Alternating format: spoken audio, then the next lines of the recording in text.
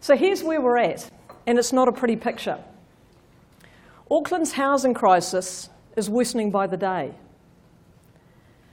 That some of our key workers, our teachers, our nurses, our police, are leaving the city because that's the only way that they think they can get on the housing ladder and buy a property. That many people trying to get on the housing ladder are continually seeing the goalposts move. And despite all the focus that we've had on housing, we still do not have a comprehensive plan to solve the problem that Aucklanders can get in behind and support. So how does this make me feel? It reminds me a bit of the Peter Finch in that classic movie, The Network, for those that know that. And he created that somewhat infamous line which goes like this: "I'm as mad as hell and I'm not going to take it anymore." So let me put our housing in context, because I believe it's one of the biggest issues facing our city. And if we want to create Auckland as a livable city, then we better make sure that people can live in it. So where's the context? Albert Einstein said that we can't solve problems by using the same kind of thinking we used when we created them. And our housing issue is neither new nor simple.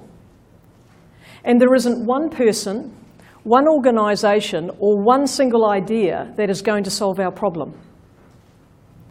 And that if Auckland wants to solve its housing crisis, then it is up to all Aucklanders to get in behind to solve it. So you may be sitting there wondering why I'm doing this. And it's quite simple.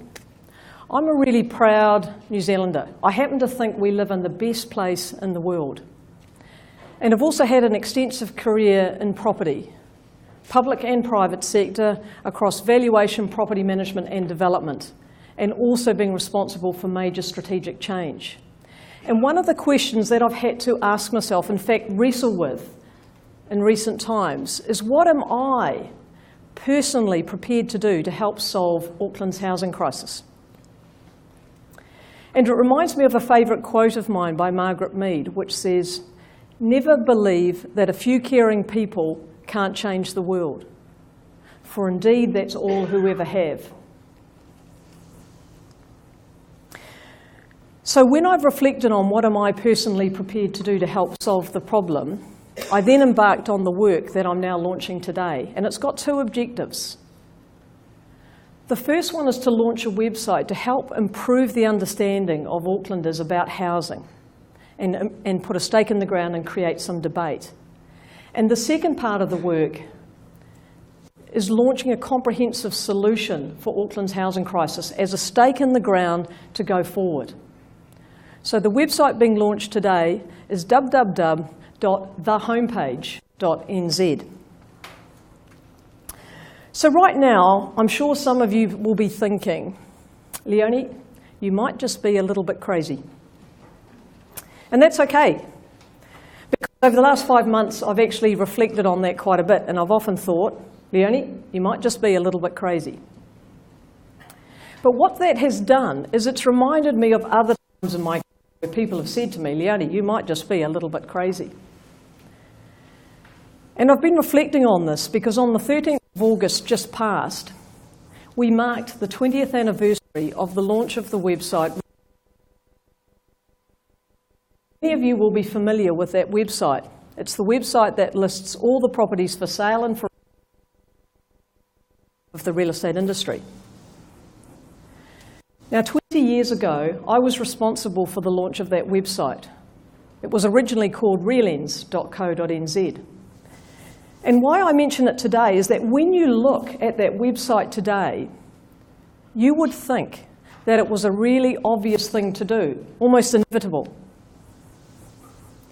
But Realens was launched at the time when Telecom launched its Extra service. It was one of the first major commercial websites launched in New Zealand. The industry itself in real estate were pretty technology phobic, And the thought of them coming together to work together was almost abhorrent. And many of the agents I still recall to this day saying to me, Leonie, nobody will ever buy property this way. Now, can you sit there and imagine today buying property any other way?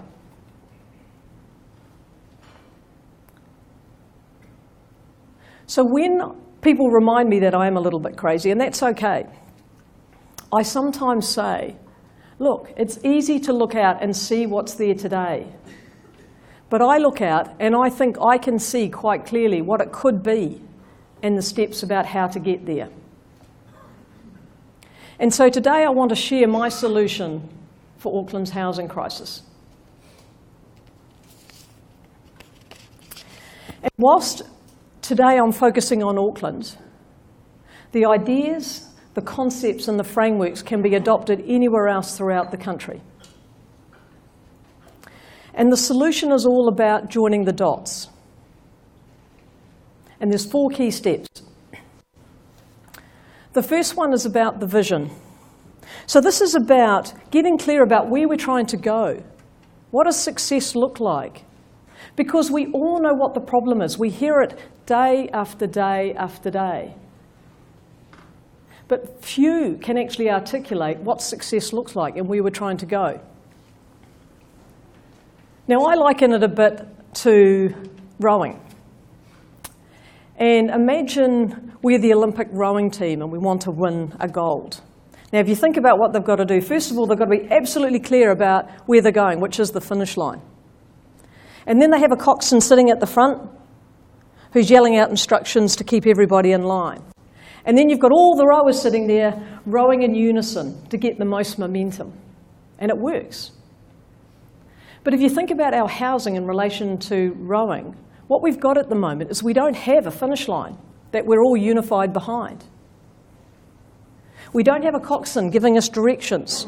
And we've got all the rowers on the boat. We've got the government, we've got the council, we've got iwi, we've got community housing providers, we've got the development community, we've got the finance community. But we're not all rowing together.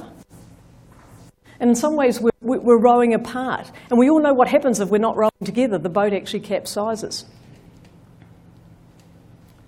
So what I want to share today is a vision for Auckland's housing.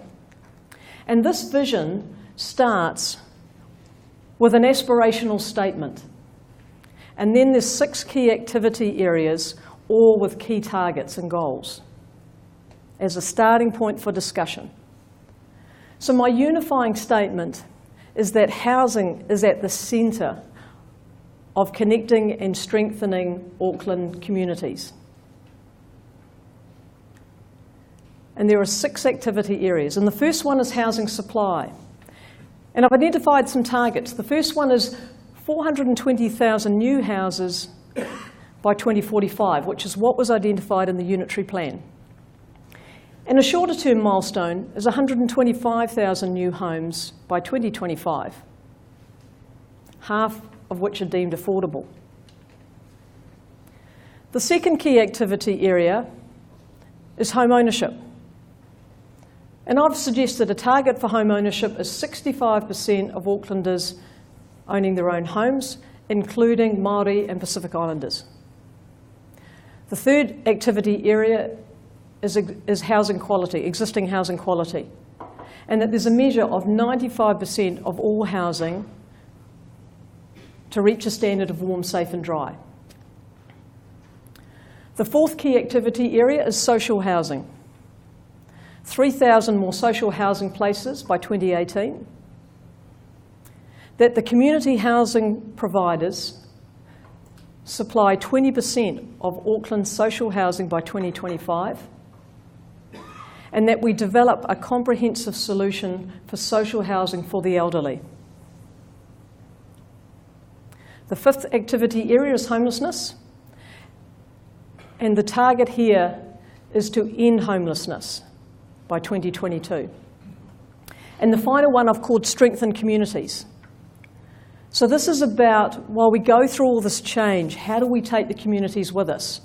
So I've suggested some sort of community desirability measure where 80% of the residents in a community rank their community as desirable. And in this activity area, I've also put the opportunity to increase tenure options for tenants.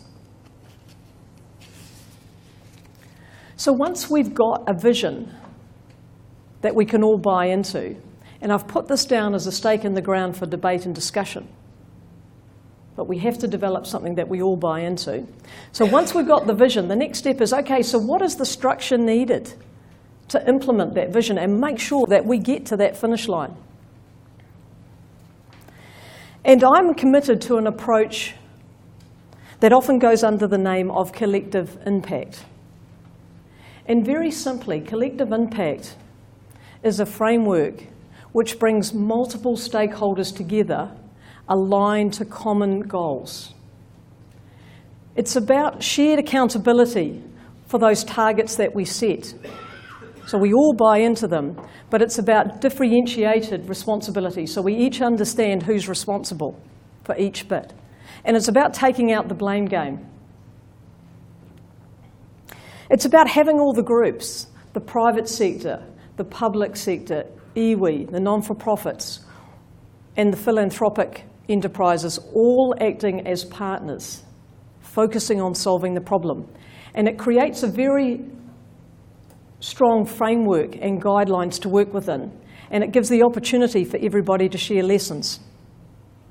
It's a little bit like the Three Musketeers initiative, all for one and one for all. And one of the great collective impact success stories in New Zealand is the People's Project in Hamilton. Now I've decided, Julie, that you might just be a little bit crazy like me, because one of the things that I think was so fantastic about the People's Project in Hamilton was that in 2014, Julie Nelson, the Joint Chief Executive of WISE Group, and a group of other city leaders in Hamilton decided that they were not interested in managing homelessness anymore. That by the end of 2016, they wanted to end it. Now, I just think that's fantastic. What a goal to set. How aspirational. And how did they do it? It was about bringing all the parties to the table, all the government agencies, the council, the non-for-profits, and a whole range of other people to the table to specifically focus on each individual case of homelessness and solving it. And after the first couple of years, they have housed 254 people into homes, and they've assisted another 311. And what's even a better result is that 94% of the homeless that have gone into those tenancies have maintained them. It's just fantastic. There's a lot of other examples of these collective impact initiatives all around the world. And I've just got here to share briefly a few. So in Canada, in Brandon City, the city leaders there instigated one to take people from renting homes into owning. Opportunity Chicago was about creating 6,000 jobs for public housing residents during a recession. The 100,000 Homes campaign was across 89 communities in America, where in less than 4 years they took just over 100,000 homeless and put them into homes. And the last one is a global initiative around nutrition, which has impacted 530 million people. So all these examples, and there are many, many more, are all examples of these complex social issues that we face.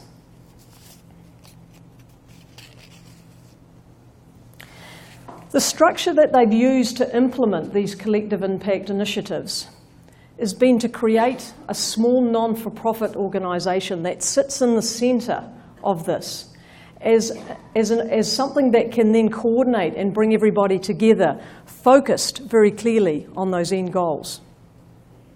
And so having researched a whole range of these collective impact initiatives, I am convinced that this is the approach that we need to adopt in Auckland to solve and fix our housing crisis. And I call that Housing Connect. Because much of what's been happening to date has been about isolated impact. There is no shortage of will. We all know, I know in this room there is a huge amount of effort being done to fix our problems. There's a lot of activity underway, but the challenge that we have is we're often acting in silos. And coming back to my rowing analogy, we're not all rowing together to achieve the maximum benefit that we need to achieve. So once we've got our vision, and then we have our structure, which is how we can implement the initiative, the third key thing is the housing framework. And a major barrier to even conceptualising a solution for our housing crisis is that it is so complex. There are so many moving parts, and they're all interconnected. And the debate has identified some. I mean, we hear plenty about it's the demand side, it's the supply side, it's the loan-to-value ratio, it's immigration, and on it goes. It's a bit like a Rubik's Cube. Remember that game from years ago, and all the frustration about trying to get all the colours matched up and aligned around that box. And that if you just turn one simple little box, it has major ramifications throughout the rest of your cube. So we need to focus on how we can understand that together. And so what we're launching today as part of the website is a housing framework. And it's designed to help people understand where all the bits fit. Now, if you go online, this is interactive. And you click down into each level and it goes down to further levels of detail. But I just thought I'd very quickly give you an overview of the idea. So it starts in the middle with demand. So what is the demand and who are the players? So these are the purchasers. Who are they? Our homeowners, our investors, our social housing providers. It's also demand from a tenant perspective in terms of private tenants and social tenants. The next concentric circle outwards then reflects three different parts, all influencing housing. So the first bit is about what I've called the property market influences. So this is everything from the property cycle and where we're at.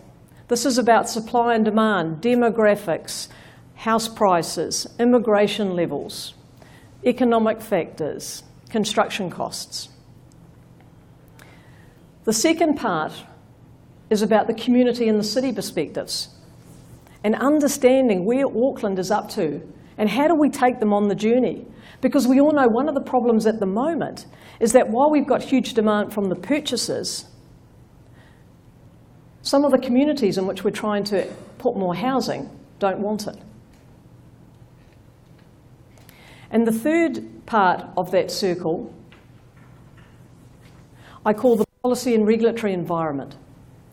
And so this is everything from government legislation. So this is the Resource Management Act, the Residential Tenancies Act, the Building Act, and the government policy, through to what the council are doing, their strategy, the unitary plan, the infrastructure, the development contributions, the consenting and the timeframes, and affordable housing. All these factors then impact out to the next level of the concentric circle, which is housing delivery. And so this covers everything from land supply, infrastructure supply, the size, the number, the type of developments, who's doing what. So what's going on in the public sector, private sector, iwi and non-for-profits in terms of development projects. And then it's helping to understand what are some of the impacts on those delivery entities. So that's everything from where in the market we're at. It's about risk management. It's about industry capacity and capability to deliver. And it's about how do we build partnering models that work for everybody. And the final ring in the circle is about communication. And how do we keep everybody involved in this housing framework communicated with, so everybody knows where we're at, as well as how do we take Aucklanders on the journey as well. So once we've got our vision, we know where we're going. Once we've got our housing framework and we've got our collective impact initiative to implement it, the fourth step is around creating a unified action plan. And we all know the adage, if you fail to plan, you plan to fail. So there's some key things we need to do here. It's about, firstly, figuring out where we're at now. If you use the housing framework as a starting point, where are we up to on every bit of that housing framework? Then we can figure out who's responsible for what bit. Then we can identify and agree key targets and timeframes and accountabilities and milestones so that we know that we're actually heading in the right direction. Or if we're not, we can fix it. Then once we've got that, then using the housing framework, we can test new ideas around policy and delivery initiatives so we can figure out what are the best ones to achieve the results that we need. And the final one is communication, because we need to take everybody on the journey, not only everybody involved in the housing framework and in the industry, but also all Aucklanders as a whole. So think about my rowing analogy. We come back to that. We need the goalposts really clear. We need our coxswain giving the direction. We need all the rowers, the big heavy hitters, the government, the council, the private sector, the development community, the iwi, the community housing providers, and everybody else, all rowing together to get our results. So we all want to know what success looks like. And what would it actually mean to solve the problem? So what I thought I'd do is to paint a picture by using a few stories to help explain what this might mean for people at the sharp end of housing. So let me transport you 10 years. Housing Connect is now well established, and this was the collective impact initiative launched to implement all the strategies that followed. So it's now May 2026, and Auckland has just been awarded the United Nations World Habitat Award for Housing for all the work that it's done to solve its housing crisis. The housing crisis is unofficially over, and Auckland is the envy of many cities in the world who are still grappling to try and come to grips with these complex housing issues. So the judges in the award of this fantastic award considered a number of the success stories, and I wanted to share a few of those with you. And the first one comes from that first activity box I started with, which was around housing supply. So this is Janice and Tamati, and I've called them the affordables. Now they're a typical Auckland family. They've been married for 10 years, they've got 2 kids. Janice is a teacher and Tamati works in IT. They'd always dreamed of buying their own house. But every time they felt like they were getting close, the goalposts kept moving, so they were losing hope. So Housing Connect commented that 125,000 new homes by 2025 was one of the key milestones in its bigger goal of 420,000 homes by 2045. And they'd agreed that half of them would be affordable. Now this target was Herculean because it required a construction rate more than 2.5 times greater than we'd seen in the last 25 years. So how did we crack it? So it started by getting everybody at the table. And everybody focused on some clear goals and a unifying question. And the unifying question was very simply, how do we build more affordable houses faster? Now, by getting everybody to the table focused only on that question, there was a huge number of initiatives that were implemented. And it started everywhere from a survey of Aucklanders made it clear that there was a big demand for a different type of housing, smaller and less amenities. The developers in construction with the architects developed a small neighbourhood concept which could be replicated at scale across Auckland. The scale and replication then reduced construction costs, and it helped reduce consenting timeframes. The council came to the party and restructured its charging regime for infrastructure and development contributions, so that if you built smaller houses, you paid less than if you built a bigger one. The government came to the party and deferred GST on these new homes until the house was then on-sold. The policy was made that these affordable houses only went to home buyers and community housing providers. The public sector and the private sector got a lot closer together to unleash a lot of the land for development on its Crown surplus land, just to get momentum going. And then it also worked much closer together in 2018 when the market turned, because it had to deal with that question of how do we keep momentum going when we know the property cycle is going to turn.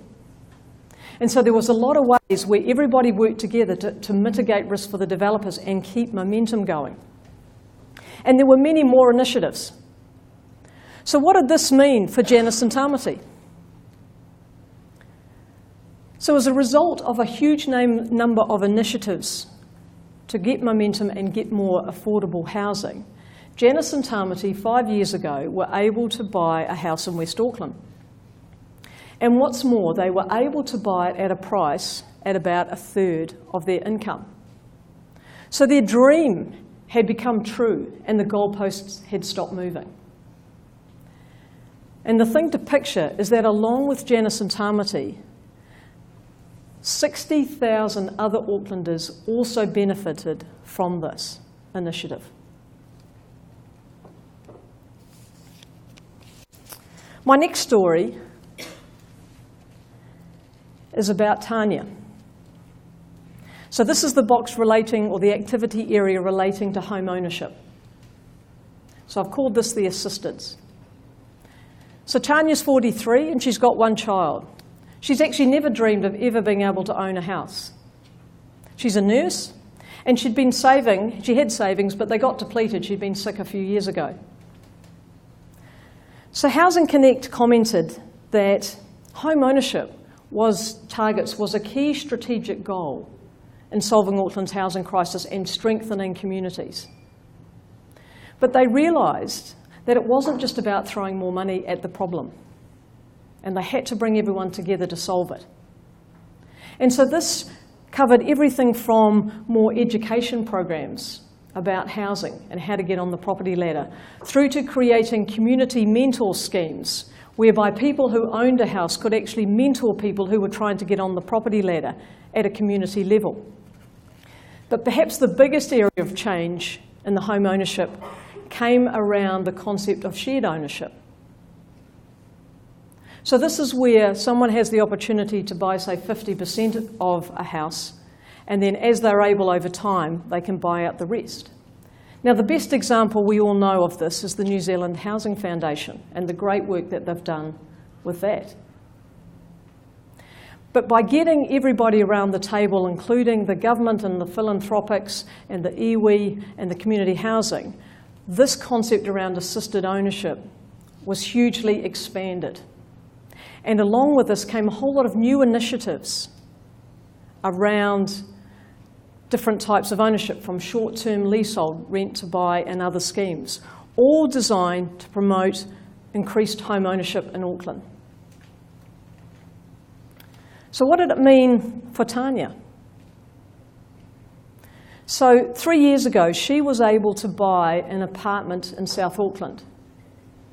She was able to realise a dream that she never thought was possible. And her next goal is within 5 years to pay off the remainder. Because she realises and understands that if she pays off that extra bit of capital, then that capital becomes available for the next person.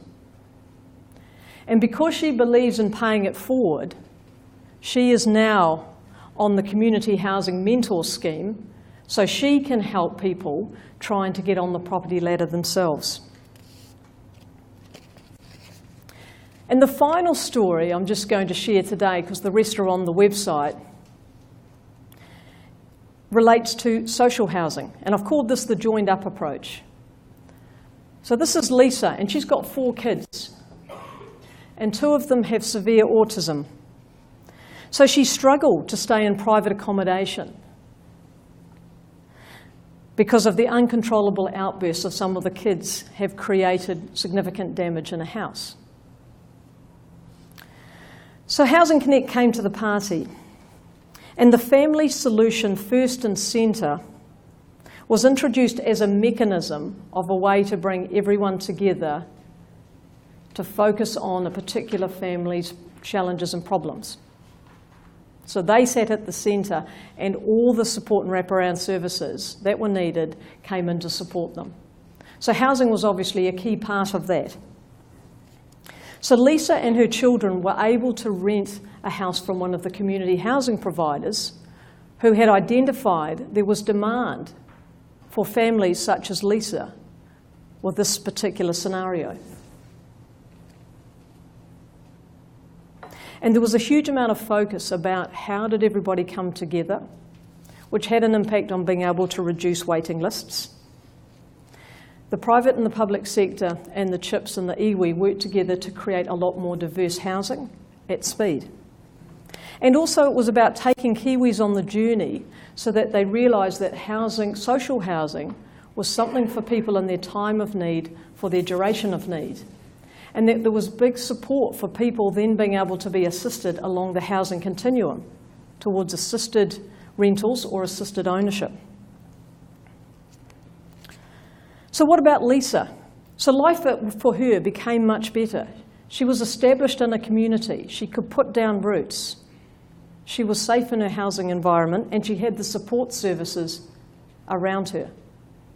So life became much better and far more manageable for her. So having gone through all of this discussion today, we need to talk about what are the next steps. So the next steps that I see start with a meeting that I propose to call in about 4 weeks' time to bring a range of city leaders together to discuss what I've introduced today. And what I want to see at that meeting is whether there is support for this initiative to go to the next stage.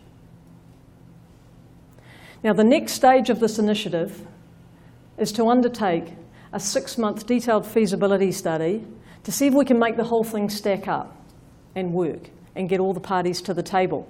And all the research that I've done around these collective impact initiatives have shown that there are 4 key critical success factors to make these things work.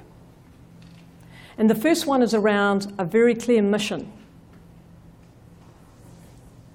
The second one is around governance, and that you need a group of influential leaders, city leaders, as the governance group that represent all the sectors, but who are aligned and focused on solving the problem.